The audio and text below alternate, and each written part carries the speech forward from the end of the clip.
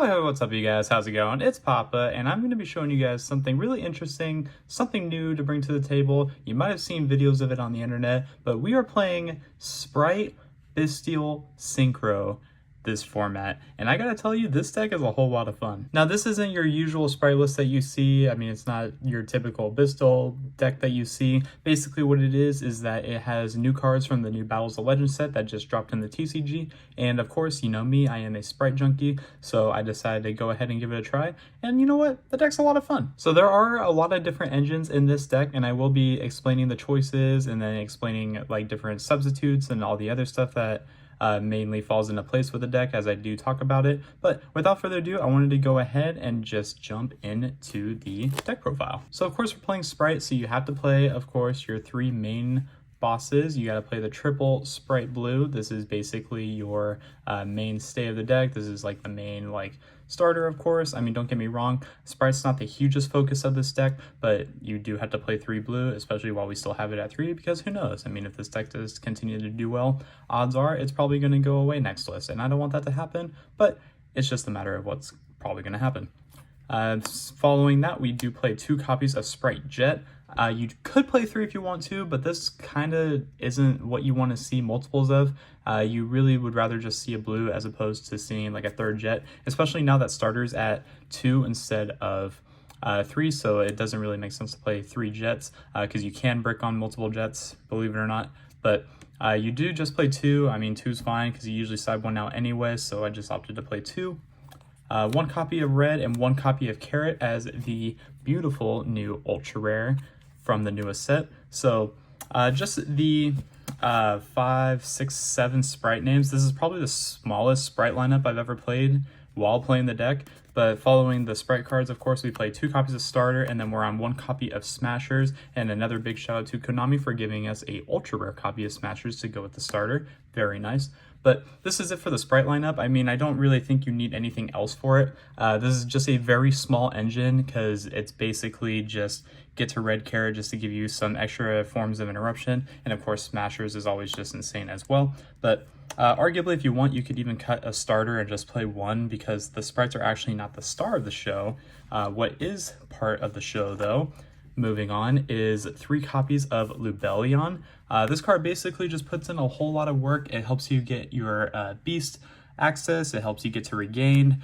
Basically just this card's busted because it also just gets you to any of the other Bystials, which we are playing 2 copies of Magnemite, 2 copies of Serenir, 1 copy of Druiswarm, and the new ultra rare copy of Bystial Baldrake. So you've seen in the past that I have played Bystials with Sprite before, but this is just a much different take on the Bystial Sprite list, mainly because you're playing just more Bystials because Lubellion is just a beast of a card. But the Magnemite and the Serenir basically make it to where you always end on some kind of form of interruption. Serenir being able to dump the regained and then just being able to bring that back off of the beast, which is going to be most likely set off of the Lubellion, and then just extra forms of interruption being Druiswarm and Baldrake, just because they're just beasts alone by themselves. They just do so much for you. But that's really going to go ahead and do it for the monster portion of it. And of course, we play the 1 regain and the 1 beast to go with these cards. Basically just extra forms of interruption. Lubellion being able to get you to beast is just insane, and then Serenir dumping the regain, beast being able to bring back the regain like I said earlier. It's just a whole lot of forms of interruption, and then you can also use the Bystial names to synchro with as well, which is what we're going to get into for the next engine of the deck. So this portion of the deck is mainly just like more extenders slash starters for the deck. We do play 3 copies of the brand new Assault Synchron. This card is a beast. Basically, for those that don't know this card just yet, what it does is during the main phase, you can special summon it from the hand, and then you take 700 damage on the resolution. Also, while it's face up on the field, you can't special summon monsters from the extra deck except synchro monsters, but that's not an issue at all. And then if a face up dragon synchro monster you control is tributed or banished, except during the damage step, you can banish this card and then target that monster and then special summon it, which is nuts because when you're using the beast pop, you can go ahead and use the Assault Synchron to basically just bring it right back. So that's very nice. And then this card is just a beast as itself. I mean, it's a level 2, which of course is full Sprite combo. And then it's also just ways to help you get into your Cupid pitch, which make you just go into like your Excel Stardust, and then you just go into Baron or Dissipator. It's just a whole lot of fun. This card does a lot of work for this deck. But following that, we play 3 copies of Ringworm.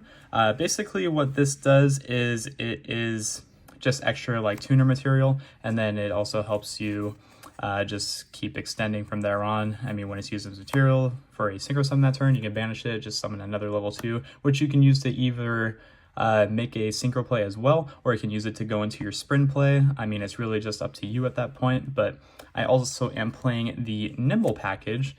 We play 3 copies of Beaver and 2 Angler. This might be cut. I mean, I'm probably debating on just cutting an Angler and playing 1, but at the same time, you don't really want to draw it because then your Beavers are just kind of like left alone in the deck, and that's not really good. But that's why I'm just opting for the 2 Angler right now, but I do want to try playing just 1 of it. It really just depends on preference. And then like the last forms of extenders, or yeah, just extra single plays. We play the 1 Shinobi Necro as well as the Kaliga Clawcrow. Basically what it does is when you control a dark monster, you can just special summon it, and it's just another level 2 because we love free level 2s in this deck. But that's it for the like additional like level 2 package, starters,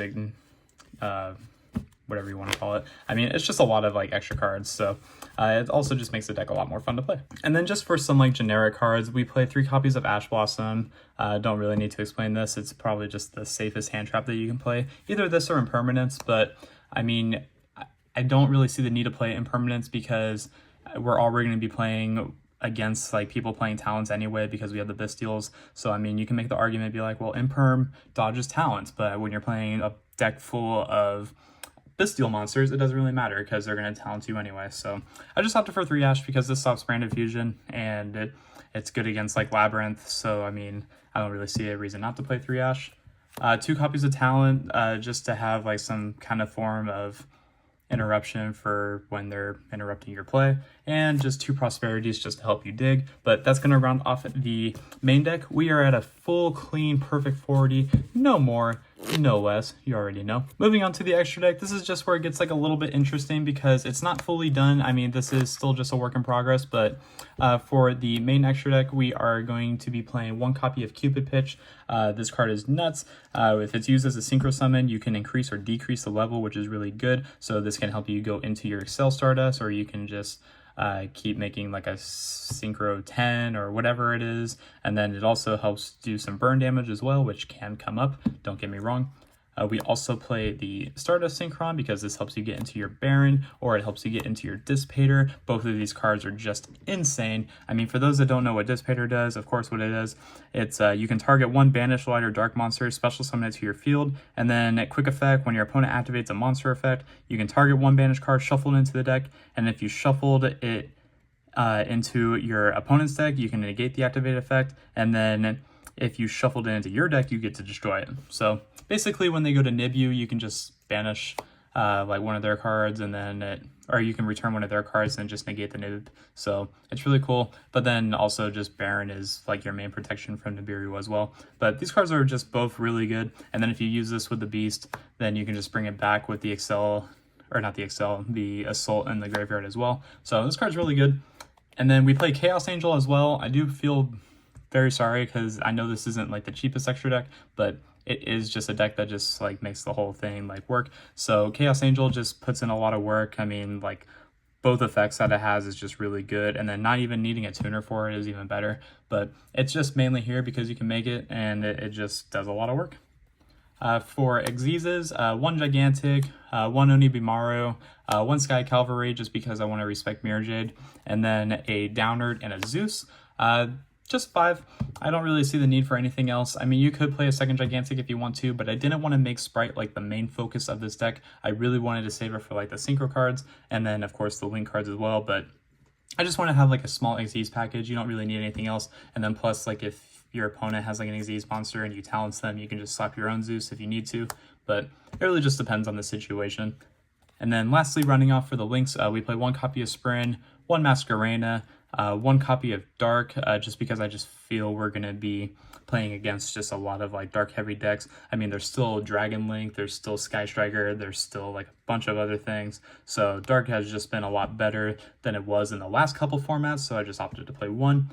And then we play one copy of Unicorn to pair with the Masquerena. And lastly, I play an access code. This could be Apollosa, this could be Nightmare Griffin, this could be just a lot of other different cards, but I really like access code. I mean, it just helps you win games that you probably shouldn't be winning. But that is going to go ahead and do it for the deck profile, guys. I really hope you enjoyed it. I mean, it is a lot of fun. I'm still play testing with it. I'm still like seeing what other cards I want to play. I've seen lists play like Ready Fusion. I've seen lists play like different engines as well. I've seen like tuning in a couple of different decks, which is really cool. I mean, it's been like years since I've seen someone use and resolve tuning, so I mean, that would be cool to like give it a try if I could like find out some other like tweaks for the deck. I kind of want to toy around with the Nimble package. If it's not too good, maybe I'll cut it for something else, but I will let you guys know if I do that. And then of course, like the BYSTIALs are just so cool. They're some of the coolest cards in the game. They are a little dangerous, don't get me wrong, but I mean, it is what it is. But that's going to do it for the video, guys. I hope you enjoyed, and until next time, this has been Papa, and I will catch you all in my next video. Take care, everyone.